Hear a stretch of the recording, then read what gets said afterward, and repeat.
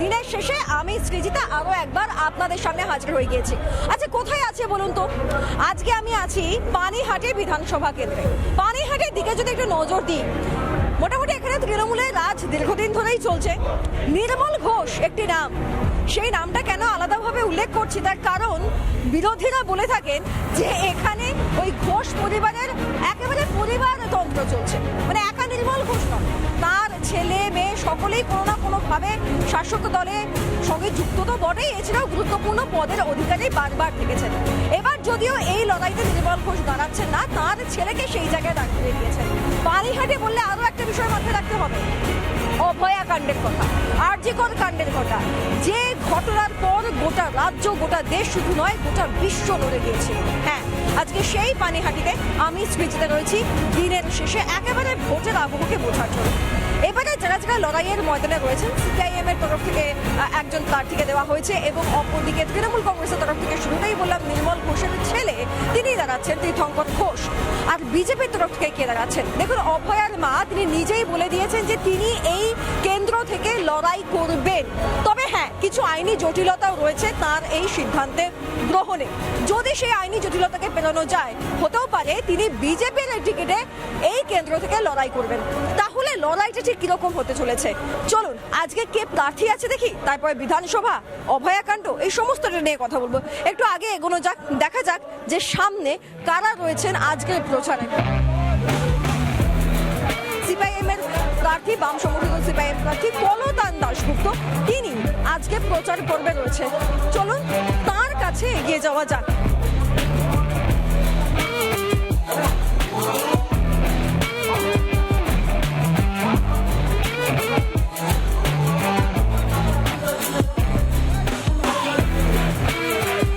এই এলাকায় যত কটন মিল বন্ধ হয়েছে তার জমি, সেই জমিতে প্রমোটারি নয়, অন্য কিছু নয়, সেই জমিতে নতুন করে শিল্প তৈরির জন্য লড়াই হবে যদি বামপন্থীরা বিধানসভায় যেতে পারে।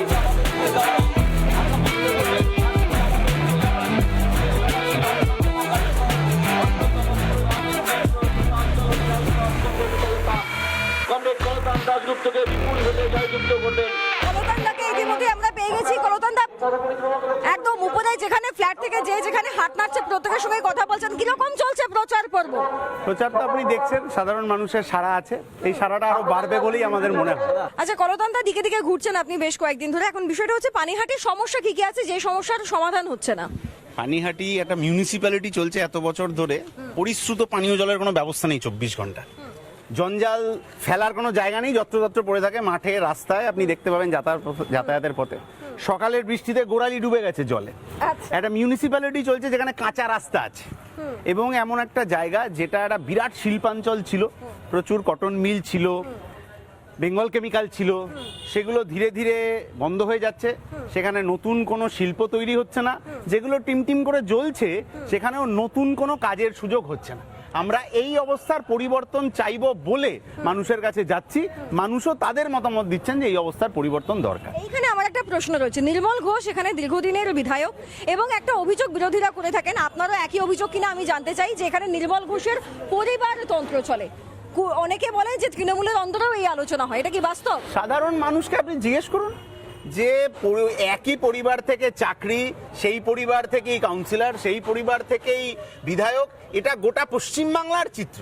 আপনি শুধু এটাকে পানিহাটিতে আলাদা করলে হবে না, এটা গোটা পশ্চিমবাংলার, আপনি যদি লিস্ট দেখেন বিধায়ক, কাউন্সিলর, অমুক তমুক, গোটা পশ্চিমবাংলার চিত্রটা সেম।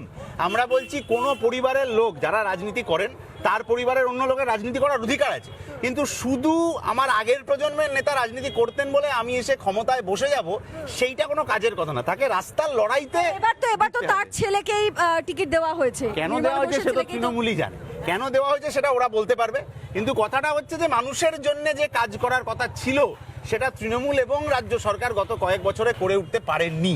আচ্ছা, এরপরে যে প্রশ্নটা করব তাতে কলতান দাশগুপ্তের একটু অপছন্দ হতে পারে, কিন্তু অপছন্দের প্রশ্ন করতে হয়। তার আগে আপনাদেরকে জানিয়ে রাখি যে অভয়ার মা তিনি জানিয়েছেন যদি কোনো আইনি জটিলতা না থাকে তাহলে সম্ভাব্য তিনি বিজেপির টিকিটে এই পানিহাটি থেকে লড়াই করবেন। অভয়া এই পানিহাটিরই মেয়ে।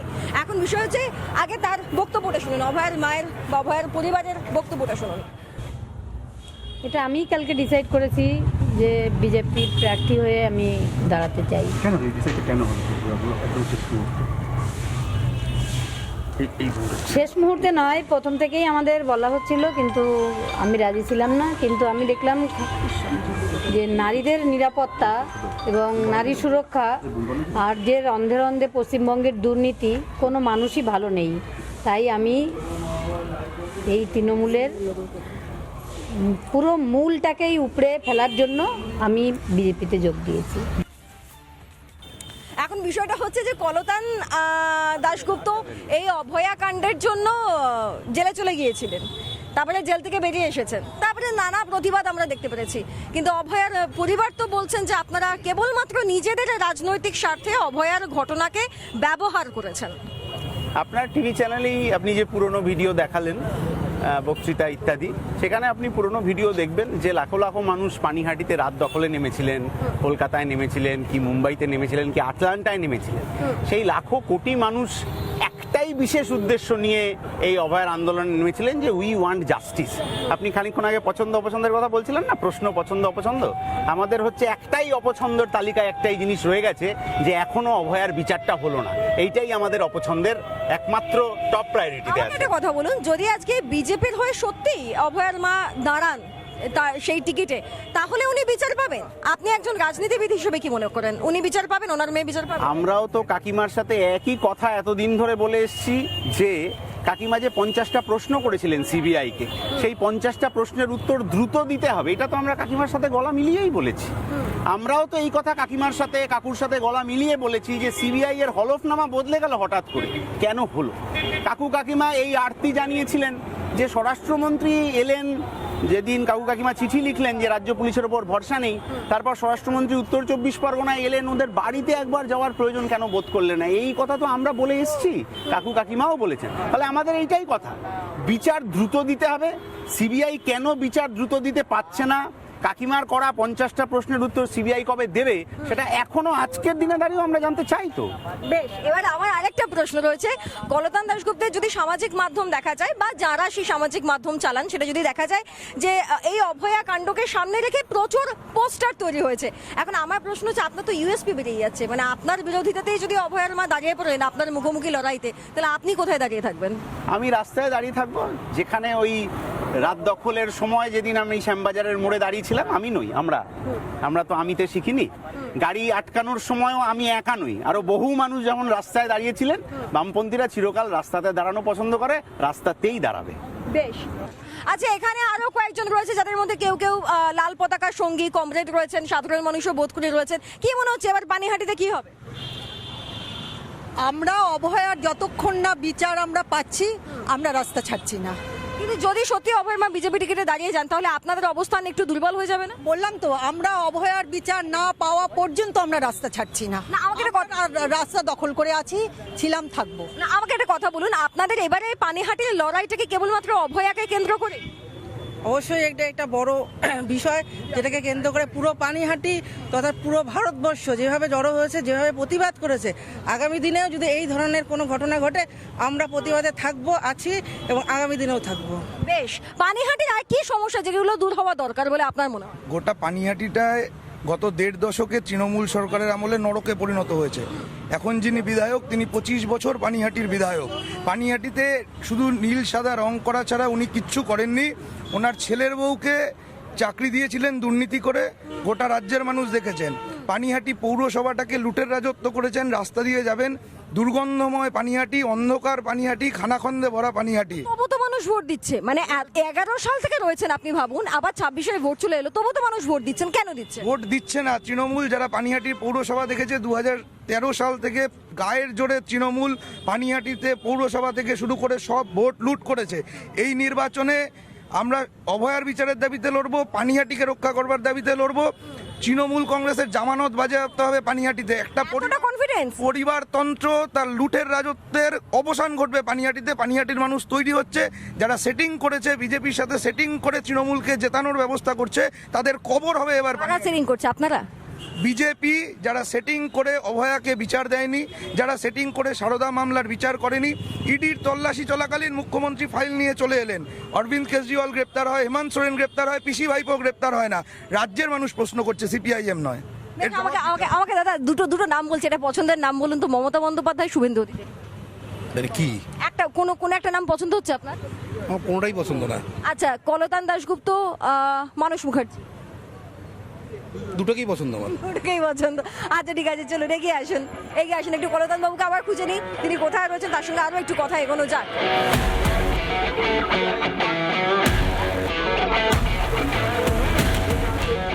আচ্ছা, যেখানে ছিলাম, আমি ছিলাম অভয়ার মাতে, আমাকে একটা মানে সৎভাবে একটা উত্তর দিন। অভয়ার মা যদি এতক্ষণ কি আমি অসৎভাবে উত্তর দিচ্ছিলাম? অভয়ার মা যদি রাজনৈতিক লড়াইতে আসেন, আপনার বিরোধিতাতেই যদি আসেন, যদি সত্যি হয়, সেটা কি কোনো সমস্যার জায়গা হতে পারে? রাজনৈতিক বিরোধিতা তো কোনো ব্যক্তিগত জায়গায় নেই। এই যে আমার বিরোধিতা কি ওর বিরোধিতার ব্যাপার না, আমাদের মতাদর্শের বিরোধিতা। কাকিমার প্রতি আমাদের চিরকালীন যে শ্রদ্ধা সম্মানের জায়গা ছিল সেটাই থাকবে, বিজেপির মতাদর্শের প্রতি আমাদের যে চিরকালীন বৈপরীত্য, যে বিরোধিতা, সেটা থাকবে। না, এখানে আমার একটা প্রশ্ন, আমি কেন এই প্রশ্নটা করলাম তার কারণ হচ্ছে যে তামান্নার মা যদি কালীগঞ্জ থেকে দাঁড়াতে পারেন, তাহলে অভয়ের মা কেন পারবেন? তামান্নার গোটা পরিবার বামপন্থী রাজনীতির সাথে যুক্ত ছিল। তামান্না খুন হয়েই ছিল যে তৃণমূল ভোটে জিতেছে, ফলে অমুকের বাড়িতে বোম মারবে। কিন্তু অভয়ার পরিবারে এরকম কোনো রাজনৈতিক বিষয় ছিল না। অভয়ার মৃত্যু, তার পিছনে যে একটা বৃহৎ রাজনীতি রয়েছে, বৃহৎ ষড়যন্ত্র রয়েছে, সেটা ঠিক, কিন্তু সেটা তার পরিবার কোনো রাজনীতির সাথে যুক্ত ছিল বলে তাকে এটা হতে হয়। তামান্নার পরিবার রাজনীতি করত এবং রাজনীতির টার্গেটে তাকে খুন করা হয়েছে। অভয়া যে কি কারণে মারা গেলেন, কোন ষড়যন্ত্র তিনি উন্মোচিত করছিলেন বা কিছু, এটা তো আমরা আজ অব্দি জানতে পারিনি। ফলে সেই দাবিতে এখনো আমাদের লড়াই চলছে যে অভয়া কি, কেন এই ঘটনা ঘটলো, সেটা আমাদেরকে জানতে হবে বিচার পাওয়ার মাধ্যমে। আচ্ছা, যদি আমাদের রাজ্যে প্রধানমন্ত্রী আসেন, তিনি প্রধানমন্ত্রী হিসেবেই আসুক বা বিজেপির একজন নেতৃত্ব হিসেবেই আসুক, তাহলে কি খুব সমস্যা হয়? মানে না, দুটো আলাদা তো। আমি আপনাকে উদাহরণ দিই, এই যে গণশক্তি পত্রিকা দেখছেন, এটা রেজিস্টার্ড পত্রিকা। এতে প্রতি ভোট ঘোষণার কয়েকদিন আগে পর্যন্ত প্রতিদিন ফার্স্ট পেজে সরকারের বিজ্ঞাপন আসছিল। সরকারের বিজ্ঞাপন গণশক্তি নিতে বাধ্য, কারণ সে রেজিস্টার্ড, কিন্তু বিজেপির বিজ্ঞাপন সে নিতে বাধ্য না, কারণ সে ওটা রিজেক্ট করার অধিকার তার আছে। তেমনি প্রধানমন্ত্রী হিসেবে আসা আর বিজেপির নেতা হিসেবে আসা দুটো আলাদা জিনিস। অভয়ার বাড়িতে সেই সময় স্বরাষ্ট্রমন্ত্রীকে চিঠি লেখা হয়েছিল যে রাজ্য পুলিশের ওপর ভরসা নেই, স্বরাষ্ট্রমন্ত্রী আসুন। বিজেপি নেতা অমিত শাহ এলেন বা স্বরাষ্ট্রমন্ত্রী অমিত শাহ এলেন সেটা আমরা জানি না, কিন্তু স্বরাষ্ট্রমন্ত্রী অমিত শাহ তিনি অভয়ার বাড়িতে যাননি। এইটা আমাদের বেশ বলার জায়গা। মানে এটা কলতান দাশগুপ্ত উত্তরটা খুব সুন্দর করে দিলেন। তবে আমি এখানে আসলে মমতা বন্দ্যোপাধ্যায়ের একটা বক্তব্য দর্শকদের শোনাবো। প্রধানমন্ত্রীর আশা নিয়ে তিনি বলছেন যে প্রধানমন্ত্রী অনুপ্রবেশকারীর মতো আসছেন, তিনিও নাকি অনুপ্রবেশকারী। আগে সেই বক্তব্যটা শুনুন, তারপরে ফের আসছি আজকের আলোচনায়। हमारा एक ही काम है, अब सऊदी अरबिया जाके हाथ मिलाता है, मिलाइए। हम सब देश को पसंद करते हैं, हमारा देश को हम proud, I am proud of my India. Let this message go to the world for peace, fraternity and friendship. आप जो दुबई में जाके, दुबई लोग हमारा दोस्त है इंडिया का, आप जो उधर में जाके पूरा दस्ती मिलाता है, गला मिलाता है, तो आपका असर नहीं पड़ते हैं।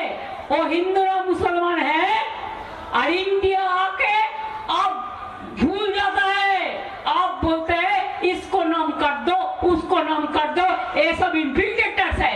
मैं तो कहेंगे आप सबसे बड़ा इन्फिल्ट्रेटर्स है, आपका सरकार है। শুনুন না জেঠু, জেঠু জেঠু শুনুন, ওনাকে চেনেন? হ্যাঁ, ওনাকে উনি কে? কলতান দাশগুপ্ত। আচ্ছা, পছন্দ প্রার্থী হিসেবে পছন্দ? পার্টি মানে ক্যান্ডিডেট হিসেবে তো সবটাই তো ভালো ক্যান্ডিডেট। আচ্ছা, আপনারা কি চান? ভোটে এবারে কি হোক, কি চান? অবশ্যই জিতুক, এটাই চাই। আর রাজ্যে কাকে ক্ষমতায় চান? অবশ্যই কি অবশ্যই আসুক, এটাই তো চাই, অন্তত এক্সপেকটেশনটা। গল্প তো তাই। আচ্ছা, 2009 সাল থেকে 2011 সাল এই টাইমটার মধ্যে আমরা দেখেছিলাম তখন নির্বাচন কমিশন যথেষ্ট তৎপর ছিল, অতি তৎপরতা দেখতে পাওয়া গেছিল নির্বাচন কমিশনের। তখন মমতা বন্দ্যোপাধ্যায়ের বিশেষ সমস্যা হয়নি, কিন্তু এখন মমতা বন্দ্যোপাধ্যায়ের বেশ সমস্যা হচ্ছে। প্রায় প্রত্যেক দিনই গণেশ কুমারকে জানা হয়, তাই বলছেন।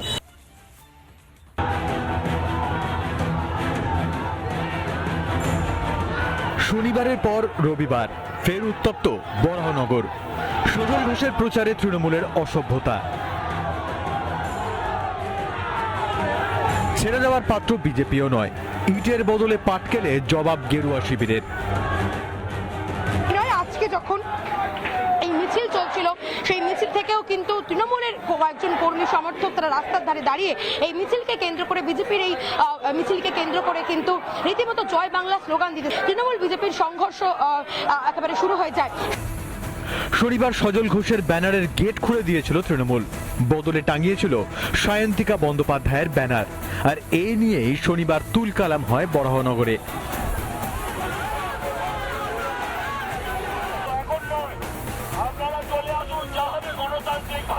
প্রতিবাদে রবিবার ছিল সজল ঘোষের মিছিল।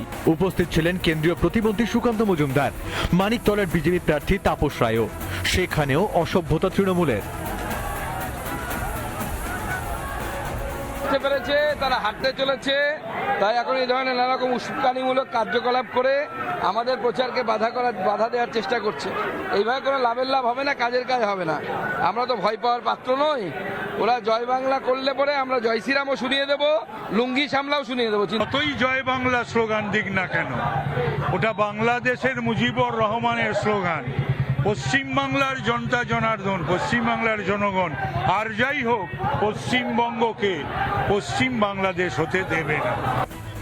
তৃণমূলের বাদরামিকে পাত্তা দিতে নারাজ বিজেপির প্রার্থী সজল ঘোষও।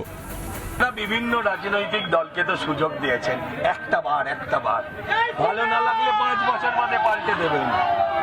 দেখো এইসব দেখো, আমাকে দেখিয়ে লাভ নেই। ও যা হবার হয়ে গেছে, ও 3 জনকে নিয়ে আমি গুনি না।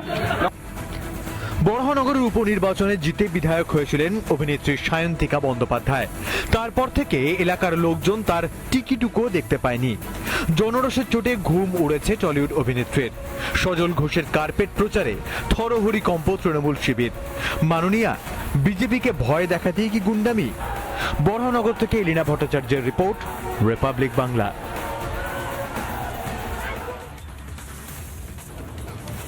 এবার 2009-11 তো নির্বাচন কমিশন তৎপর ছিল, এখনো তৎপর। নির্বাচন কমিশনের তৎপরতা নিয়ে আপনাদের কোনো আলাদা ভার্সন রয়েছে?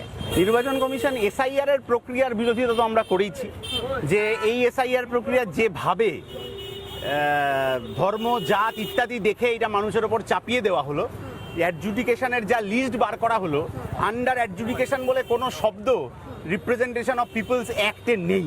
তাহলে এটা কেন করা হলো সেটা নির্বাচন কমিশনকে উত্তর দিতে হবে। কিন্তু কথাটা হচ্ছে যে মুখ্যমন্ত্রী আজকে বলছেন যে এইসব নানা রকম কথা ইত্যাদি বলছেন, তিনি 2005-এ সংসদে বলে এসেছিলেন যে পশ্চিমবাংলায় অনুপ্রবেশকারী ঢুকছে। আজকে ওনার কথাই ধার করে বিজেপি বলছে যে পশ্চিমবাংলায় অনুপ্রবেশকারী ঢুকছে, আর উনি এখন বলছেন যে না, আমি এগুলো মানতে পারছি। তাহলে এই যে যখন যেমন তখন তেমন রাজনীতি, এইটা আমার রাজ্যের মুখ্যমন্ত্রী এবং তৃণমূল সরকার যে করে, এইটা মানুষ তো বুঝে গেছে। মমতা বন্দ্যোপাধ্যায় তিনি ঈদের উৎসবে মেতেছেন, তারপর তিনি বলছেন তিনি প্রচারে নামবেন। শুভেন্দু অধিকারী উল্টো দিকে আমরা দেখতে পেলাম তিনি কালীঘাট মন্দিরে পুজো দিলেন এবং আরো কিছু জায়গায় পুজো দিয়ে তিনি তার প্রচার পর্ব জমিয়ে ভবানীপুরে সারছেন।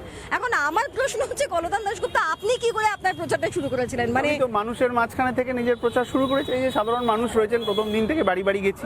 শুভেন্দু অধিকারী আজকে মন্দিরে গেছেন, যখন তৃণমূলে ছিলেন ভোটের প্রচার শুরু করতেন, যদি ঈদের দিন শুরু করতে হয় মসজিদেই যেতেন। ফলে মন্দির কে যাবে আর মসজিদ কে যাবে এটা বেশি গুরুত্বপূর্ণ হওয়া উচিত না রাজনীতিতে। গুরুত্বপূর্ণ হওয়া উচিত যে স্কুলে কে যাবে। এই আপনি যে এলাকায় এসছেন, এই এলাকায় কতগুলো স্কুল বন্ধ হয়ে গেছে। যে স্কুলগুলো আছে আপনি খোঁজ নেবেন, বিরাট ভালো ভালো স্কুল, স্টুডেন্ট ড্রপ আউট হতে হতে এইটুকু সংখ্যক স্কুলে দাঁড়িয়েছে। আমার রাজ্যের সরকার এবং বিরোধী দল বাজেট অধিবেশনে এইগুলো নিয়ে আলোচনা না করে ধর্মজাত নিয়ে আলোচনা করছে। আমরা এই ন্যারেটিভটা বদলাতে চাই। না, আপনি যে ন্যারেটিভটা বদলাতে চাইছেন সেই ন্যারেটিভটাই কি এখন রাজ্যে চলছে না? মানে যদি এবছরের ভোটের দিকে আমরা তাকাই, তাহলে মানুষ লড়াই করছে ধর্ম অধর্ম নিয়ে, মানুষ লড়াই করছে ভাষা নিয়ে। সেখানে বামপন্থীদের লড়াই কোন জায়গায় দাঁড়িয়ে রয়েছে, বা মানুষ অব্দি সেটা কেনই বা পৌঁছাবে? বাকিটা তো ভাতা রয়েছে। মানুষ তো রাত্রিবেলা বাড়ি যখন যাবে সে খেতে তো যাবেই। আলু সেদ্ধ ভাত খেতে গেলে প্লেটে একটু খাবারের থালায় এইটুকু ভাত আর আলু সেদ্ধ পড়তে গেলে কত খরচ হয় 4 দিন আগে, 4 মাস আগে, 4 বছর আগে সেটা কত খরচ হতো, সেটা তো মানুষ জানেন। তো মমতা বন্দ্যোপাধ্যায় দিচ্ছেন তো লক্ষ্মীর ভান্ডার, যুবশ্রী ভাতা, প্রকল্প বা ভাতা, এরা গোটা দেশ জুড়ে বহু সরকার দিয়েছে, এর আগে বামফ্রন্ট সরকারও দিয়েছে। কিন্তু আমাদের কথাটা হচ্ছে যে নতুন শিল্প সংস্থা যদি না আসে পশ্চিম বাংলায়, যে বেঙ্গল সামিট প্রতি বছর কয়েকশো কোটি টাকা খরচা করে হয়, তাতে তৃণমূল আমলে কটা ইট পড়লো আর কটা বেকারের কাজ হলো, এমপ্লয়মেন্ট ব্যাংক থেকে কটা লোক চাকরি পেলো, এইটা যদি তৃণমূল পাড়ায় পাড়ায় টাঙিয়ে দিতে না পারে, তাহলে তৃণমূল কিসের জন্য ভোট চাইতে আসবে? বাঙালির মানে বাংলার রশ্মিতা, বাঙালির রশ্মিতা, এটা 21শে জুলাইয়ের মঞ্চ থেকে একদম ফিক্স করে দিয়েছিলেন মমতা বন্দ্যোপাধ্যায় যে এটা তৃণমূলের লড়াইয়ের একটা অন্যতম পয়েন্ট, রাজনৈতিক লড়াইয়ের। এই লড়াইতে আপনারা কোথায় দাঁড়িয়ে আছেন? যারা রবীন্দ্রনাথের মূর্তি ভাঙার ঘটনায় তৃণমূল বিজেপি অভিযুক্ত, তারা আবার রবীন্দ্রনাথকে নিয়ে, বাঙালি অস্মিতা নিয়ে কিভাবে কথা বলে? যে পশ্চিমবাংলার মানুষকে দুবেলা দুমুঠো খাবার দিতে পারছে না, হাতে একটা কাজ দিতে পারছে না, এই যে আপনি অস্মিতার কথা বলছেন, এখান থেকে ঢিলছোড়া দূরত্বে আচার্য প্রফুল্লচন্দ্র রায়ের তৈরি স্বপ্নের তার প্রকল্প ছিল বেঙ্গল কেমিক্যাল। সেখানে কেন্দ্রীয় সরকারি প্রজেক্ট, সেখানে প্রতিদিন লোক ছাঁটাই হয়ে যাচ্ছে, কন্ট্রাকচুয়াল নিয়োগ হচ্ছে, স্থায়ী চাকরি হচ্ছে না। কোথায় বাঙালির অস্মিতা? বাঙালির পেটে ভাত নেই, হাতে কাজ নেই। এই পশ্চিমবাংলায় যে অন্য ভাষাভাষী মানুষ থাকেন তাদেরও একই অবস্থা। তাহলে আগে তো তাদের খাবার দাবারের জোগান করতে হবে, মাথার উপর ছাদের জোগান করতে হবে, সে বাড়ি কার নামে প্রকল্প হবে আর কে কত কাটমানি খাবে সেই নিয়ে মারামারি আপনিও দেখেছেন, আমিও দেখেছি। ফলে এইটা যদি একটা পশ্চিমবাংলার সিনারিও হয়, অস্মিতা তো ছেড়ে দিন, পেটে খিদের জ্বালাটা মেটানোর জন্য আমার সরকার, আমার বিরোধী দল কি প্রস্তাব নিয়ে আসছে ভোটের আগে, এইটা তো আমাকে আপনাকে জানতে হবে, নাহলে কিসের ভিত্তিতে ভোট দেবো? বেশ, আপনি শক্তিশালী কথা বলেন, শুনতে আমার ভালো লাগছে, কিন্তু আমাকে এবার সত্যি কথা বলুন, আপনারা কি এতক্ষণ মিথ্যে কথা বলিনি কিন্তু। আমার কথা হচ্ছে আপনারা কি ভোট কাটুয়া? একদম সত্যি এক্সপেক্টেড প্রশ্ন এইটাই হচ্ছে। কেন বলবো না বলুন, কেন বলবো না? আপনি বলেনি, আপনার স্ক্রিপ্টটা বলেনি, তারপর আমি বলছি। আপনারা কি কেননা যদি যা ভোটের হিসাব দাঁড়াচ্ছে, যদি আমরা বরানগরের দিকে তাকাই, আমরা যদি কামারহাটির দিকে তাকাই, আমরা যদি লাস্ট লোকসভা নির্বাচন গুলোও দেখি, তাহলেও তো দেখা যাচ্ছে যে মানে সিপিএম এর ভোটটা যদি অন্যত্র পড়তো তাহলে সে ক্ষমতায় আসতে পারতো। বিজেপির ভোটটা অন্যত্র পড়লেও তো সিপিআইএম ক্ষমতায় আসতে পারতো। 16 সালে বিজেপির ভোট 16 সালে বিজেপির ভোট পার্সেন্টেজ দেখেছেন? 16 সালে বিজেপির কোন নেতাকে গিয়ে এই প্রশ্নটা করেছিলেন যে এই করলে তো ভোট পান, ওইটা কেন আপনার দলের কাছে আসে, অন্য দলে পাঠিয়ে দিন? তাহলে 16 সালে বিজেপির যে ভোটটা ছিল সেটা যদি ওদের ওখানে না পড়ে বামপন্থীদের ঘরে পড়তো, তাহলে যে তৃণমূলের নেতারা আজকে আবার চুরির দায় থেকে বেরিয়ে গিয়ে জামিন পেয়ে রাস্তায় ঘুরছেন প্রচারে, তারা জেলে থাকতেন। বিজেপি এই প্যাসেজটা তৃণমূলকে করে দিল ভোট কেটে। তাহলে ভোট কাটুয়া আপনার হিসেবে বা আপনার যে সংস্থা, এই আমি আচ্ছা আপনি বলতে দেবেন না, কোনো অসুবিধা নেই, আপনিই বলুন, আপনি বলুন, আমার অসুবিধা নেই। আপনি বিজেপিকে ভোট কাটুয়া বলতে চাইছেন? আমি কিছু বলিনি, আমি 16 স্ট্যাটিস্টিক্স আপনার সামনে রেখেছি। স্ট্যাটিস্টিক্স রেখেছেন, তারপরেও কিন্তু বিজেপি প্রধান বিরোধী দল হয়ে গিয়েছে। কেন সিপিএম হতে পারলো না? 34 বছরে একটা দল কেন প্রধান বিরোধী দল হয়ে বিজেপি গত 5 বছরে কি কাজটা করেছে আপনি বলুন? বেঙ্গল কেমিক্যালে 2টো নতুন লোকের চাকরি হয়েছে? হয়নি। কয়লা খনিতে, রেলে, ব্যাংকে, বিমায় নতুন 5টা লোকের কাজ হয়েছে? হয়নি।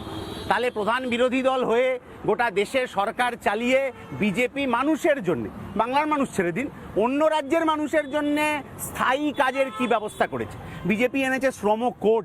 এই যে এই সাংবাদিকদের, পুরনো শ্রম আইনে সাংবাদিকদের যে অধিকার ছিল, নতুন শ্রম কোডে সাংবাদিকদের, চিত্রগ্রাহকদের সেই অধিকার খর্ব করা হয়েছে। আগের শ্রম আইনে শ্রমিকদের যে কাজের অধিকার ছিল সেইটা নতুন শ্রম কোডে কমিয়ে আনা হয়েছে। ফলে বিজেপি যদি সাধারণ মানুষের কথা এতই ভাবে, তাহলে সাধারণ মানুষের উপর এত চাপ দিচ্ছে কেন?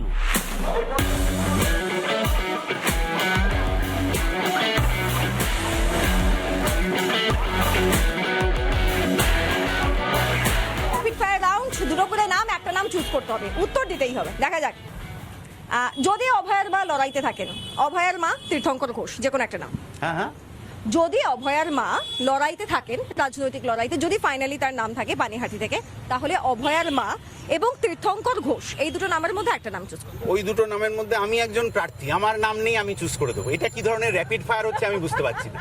আচ্ছা, পরের প্রশ্নটা এটা আসছে, অভয়ার মা কলতান দাশগুপ্ত। বিচারের দাবি। ও, তীর্থঙ্কর ঘোষ, কলতান দাশগুপ্ত। কলতান দাশগুপ্ত। এটা কমন। বুদ্ধদেব ভট্টাচার্য, জ্যোতি বসু। জ্যোতি বসু। মমতা বন্দ্যোপাধ্যায়, শুভেন্দু অধিকারী। মোহাম্মদ সেলিম। না, একটা নাম নিতে হবে। মোহাম্মদ সেলিম, একটাই নাম নিয়েছি। আরে এই দুটো, একটাই নাম নিয়েছি। এই দুটোর মধ্যে নিতে হবে। নো ওয়ান, এপিড ওপিড। আচ্ছা, হিন্দু ঐক্যের ভোট, খেটে খাওয়া মানুষের ভোট। খেটে খাওয়া মানুষের ভোট, তার মধ্যে সব মানুষ জুড়ে যাবে। রাষ্ট্রবাদের ভোট, বামের ভোট, সাধারণ মানুষের ভোট, সাধারণ মানুষের ভোট, গরিব মানুষের ভোট, খেটে খাওয়া মানুষের ভোট, যে মহিলারা নিরাপত্তা চাইছেন তাদের ভোট। Thank you. কলদান দাশগুপ্ত ছিলেন আজকে আমাদের সঙ্গে, এবং সত্যি মানে কয়েকটা যুক্তি পাল্টা যুক্তিতে অসাধারণ কিছু বক্তব্য তারও শুনলাম। তবে এই পানিহাটির রাজনৈতিক লড়াইতে কে এগিয়ে থাকেন, কে পিছিয়ে থাকেন, সত্যি কি অভয়ার মা লড়াইতে নামবেন? তাহলে ভোটের রেজাল্ট কি হতে চলেছে? কলদান দাশগুপ্ত তিনি কি সত্যি লড়াইয়ের ময়দানে থাকবেন নাকি ভোট কাটুয়া হয়ে থাকবেন? কোনটা বাস্তব সময় বলবে। আজকে এখানেই দিনের শেষে দেখতে থাকুন রিপাবলিক বাংলা।